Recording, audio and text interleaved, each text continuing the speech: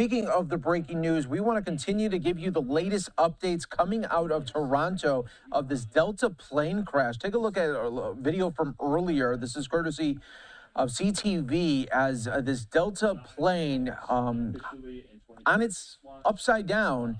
And we are learning of new information of more than a dozen people injured, some critically. So we are thinking about them during this very difficult time here on Live Now from Fox. But while we wait for more updates from officials, we want to talk about the weather conditions that may have played a role here in this crash landing. So let's bring in our special guest here on Live Now from Fox. This is Matthew Cappucci, meteorologist, to help break down what some of the conditions were in Toronto. Matthew, thanks for joining us. Yeah, good to be here. You're exactly right. The weather most definitely a factor. Obviously, a lot of investigation to undergo at this point, but the biggest factor, blowing snow, snow showers, and the strong winds. Ordinarily, when you're landing an aircraft, you want to land into the wind or at least with some component into the wind. In this case, the runways at Toronto's Pearson International Airport are more out of the southwest to northeast.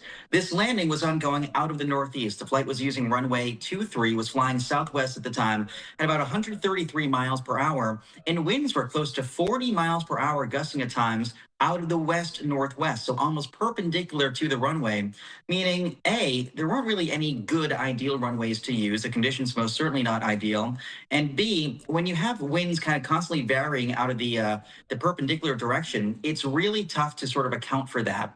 Aircraft will have to sort of crab, so tilt themselves a little bit into the wind, but if you have a sudden gust, as we had today, that can change a lift very quickly, change the aerodynamics very quickly, and if you're close to the ground, can change stall speeds, can change sort of, how quickly you're accelerating towards the ground. So again, impossible to know at this point exactly what happened. Perhaps there was a sudden gust. We know there were gusts at times 35 to 40 plus miles per hour. Perhaps a sudden reduction in lift, maybe an unequal distribution of lift, maybe one wing dipped, one wing rose, and that could certainly sort of throw a landing into a place that would make it an unstable landing. So again, we just don't really know yet, but we know weather was likely a factor. And Matthew, for pilots, what is some of the weather updates that they receive when they are on their approach? They receive these things called TAFs, or Terminal Area Forecasts, from the National Weather Service, or in Canada, Environment Canada, so they know exactly what's going on at any given point. They also get these things called METARs, which are essentially automated observations from the airport, supplemented by human observations too. And so pilots likely had a pretty good idea of what the weather was doing at the time. Still, that doesn't really make it easy to land in winds like that. Both myself and a colleague actually last night were landing in Washington, D.C. in a very similar environment. My colleague had to take off and go around. I had a very rough landing. And I know for these smaller jets, in this case, a Bombardier CRJ 900, they're much lighter, they're much smaller, and they're much more susceptible to changes and fluctuations in wind speed. Yeah, that is such a situation, very difficult for pilots to navigate there. And another thing I think a lot of viewers want to know here, as pilots make this approach and they're able to land, are they then the ones that did land safely? Do they give a report to the others that, maybe are a couple of miles behind them that are about to land?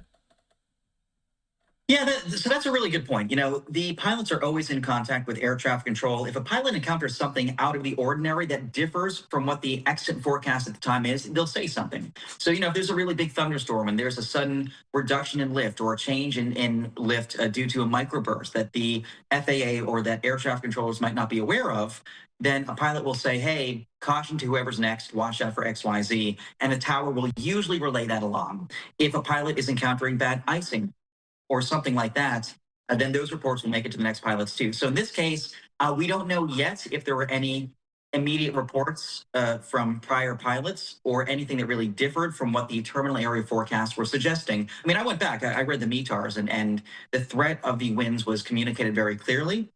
But of course, all you need is one freak gust or one significant gust at a really bad time with this critical time of flight. Most accidents occur during takeoff or landing. Landings are really are a time really susceptible to strong winds, and all you need is one poorly timed gust to cause one wing to dip, and you get the whole thing potentially flipping. Yeah, and I think a lot of people take those moments definitely for granted if they fly a lot. They just seem that it's, just easy nature to do these types of landings or takeoffs. Lastly, Matthew, while we wait for new information, what are you going to be zeroing in on from a meteorological way when you're looking for these updates? My question will be, was there any sort of indication of a markedly higher gust that came through at this time?